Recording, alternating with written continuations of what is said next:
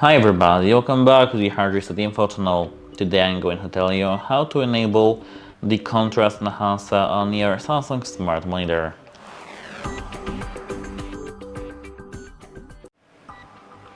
At first we need to scroll to the left where we do have our control panel, and here we have to scroll down to the settings. We have to click the OK button not and click all settings here. Here we have to scroll down to the picture, go to this and scroll to the expert settings here. Here, if we scroll down a little bit, we can see contrast enhancer.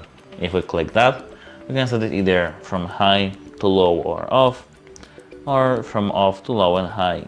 To set, we have to click OK on the preferred option.